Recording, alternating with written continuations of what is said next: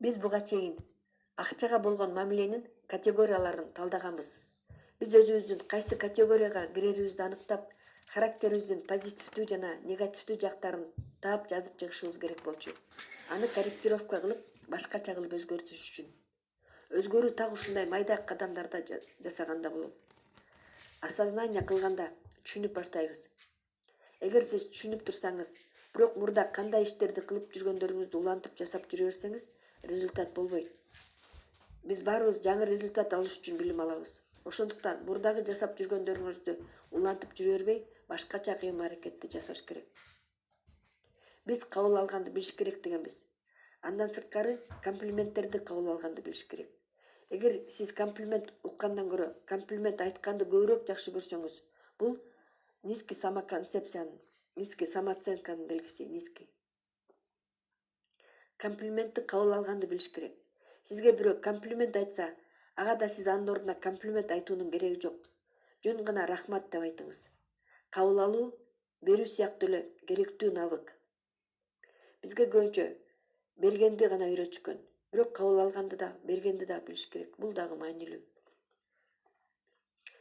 Биз ийгиликтин үйүн куруп атабыз. Ийгилик үйүбүз фундаменттен, стенадан, крышадан турат. Биздин фундаментибиз бул правильный ты дейт. Правильный ты — подсознательный убеждение. Биздин стенабыз, ийгилик үйүбүздүн стенасы. Правильный знаниялар. Лидерствонун билимдери, переговор кылууну билүү, бизнес кылганды билүү, навыктар биздин билимдерибиз. Анан крыша бул правильный платформа дейт. Бул правильный платформа бул керектүү туура инструмент, бизнес машина, сетевой бизнес, инвестиционный система жана башка. Бул платформа сиздин акчаңызды көбөйтүп турат. Бизде ушул үчөө тең бар болсо, ушу стена, фундамент, крыша үчөө тең бар болсо, сөзсүз байлык келет. Финансовый эркиндикке чыгабыз. Финансовый независимый болобуз. Финансовый подушка безопасности болот. Асил Сыдыкованын миссия на миллионунда ушул үчөөнү тең прокачка кылат. Эгерде подсознательный убеждениеңизде акчага карата негативный установка болсо, сиз жакшы көп акча зарабатывать этсеңиз дагы аны корото бересиз. Кандайдыр бир себептер менен акчаңыз курой берет. Өзүңүз эле ал акчадан арыла бересиз. Ошон үчүн дайыма туруктуулук менен аффирмацияларды кайталап туруу керек. Биздин подсознательный убеждениябызга вербальный программирование, словесный программирование, события, эмоция таасир берет. Бизге ишенимдер бала чагыбызда пайда болот. Кичинекей чагыбызда бардыгын эреже катары кабыл алабыз. Подсознанияга бардык эле событиялар кирбейт. Катуу эмоция болгондо подсознанияга ишеним болуп бекип калат. Страх, боль болгондо. Бир банкир болгон экен. Ал жылына $500 000 зарабатывать этчү экен. Бирок ал банкрот болуп калат. Дайыма акчасы жок, кыйналып жүрчү экен. Анын апасы бардык бай адамдар алдамчылар, уурулар, сараңдар деп көп кайталап айтчу экен. Башкача айтканда словесное программирование.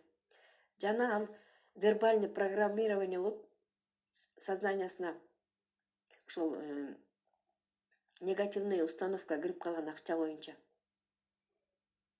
Адамда ошондой токтотуп туручу убеждение болгондо, сонун иши бар болсо да, кызыл диплому бар болсо да акчасы жок болот. Же таланты болот, баары жакшы болот, бирок акчасы жок болот. Көп акчасы бар болсо да аны корото берет.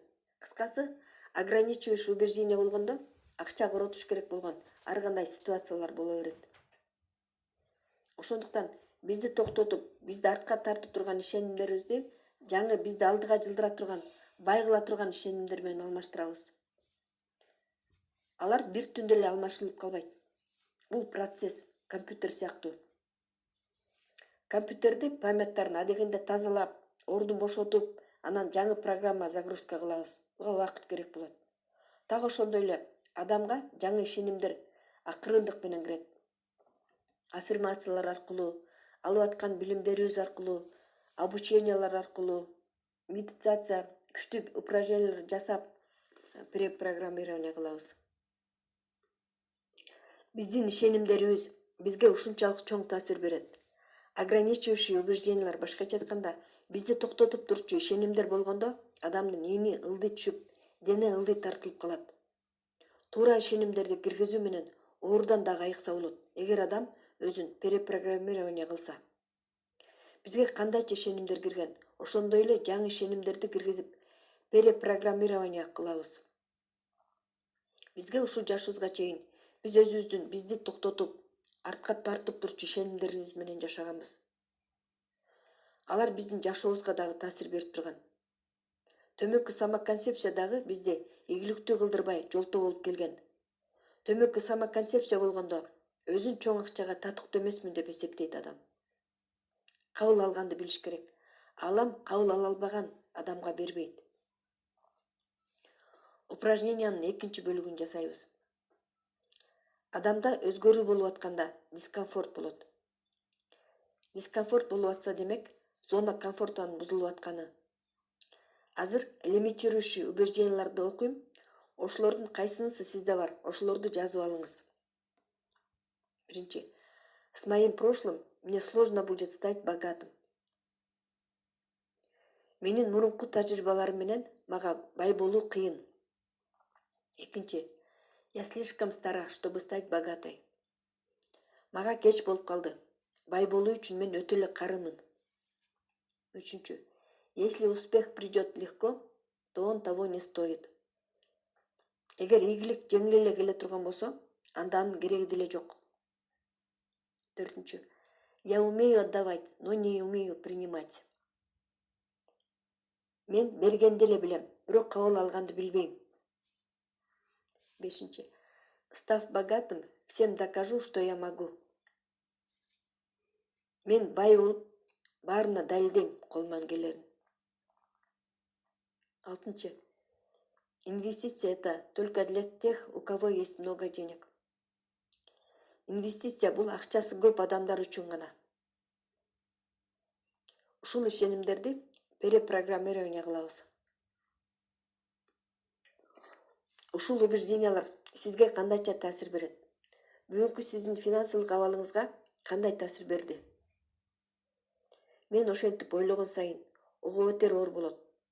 Мен мурунку жашоомду өзүмдүн эле ойлорум менен оордотуп салганмын. Бул ишеним келечекке эмне берет? Келечек үчүн кандай таасир берет? Мен ошентип ойлоп жүрө берсем, келечек мындан да жаман болот. Балдардын да келечеги жаман болуп калат. Карыган чакта ар кимге жалдырап, ким акча берет деп үмүттөнүп жашап калам. Эч ким сыйлабай калат. Балдарым дагы кедей болуп, үй развалинага айланат. Балдар үчүн келечек түзүп бере албайм. Жакырчылыкта жашайм. Карыган чакта тамакка кезекке турам. Колуңарды, бутуңарды силкегиле. Биз оор, кыйналуу болгон сезимдерди жасайбыз. Өзүбүздү коркута турган кыйналууларды жазып чыгуу маанилүү. Анткени биз өзүбүзгө көргөзүшүбүз керек. Өзгөрбөй жүрө берсек, ошол ишенимдерди кое бербей, кармап жүрө берсек, кандай жашоого келип каларыбызды. Кайгылуу музыканы коюп алып, аягына чейин жазып чыгыңыз. Дагы эмне болоорун жашооңузда. Эгер мен ушундай жашоомду уланта берсем, акчага ушундай мамиле кылып жүрө берсем, аз акча иштеп таап жүрө берсем, акчаларымды коротуп жүрө берсем, менин жашоом кандай болот? Акыры эмне болот? Мен кайда жашайм? Менин балдарым кайда жашайт? Эгерде жазып бүтсөңүз, терең дем алып, демиңизди чыгарыңыз. Көзүңүздү жумуп, терең дем алып, дем чыгарып атканыңызга фокус кылыңыз. Денени бош кармаңыз. Бутуңузда опораны сезиңиз. Таманыңызды сездиңиз. Бутуңуздан өйдө тизелерди сездиңиз. Бедраларыңызды сездиңиз.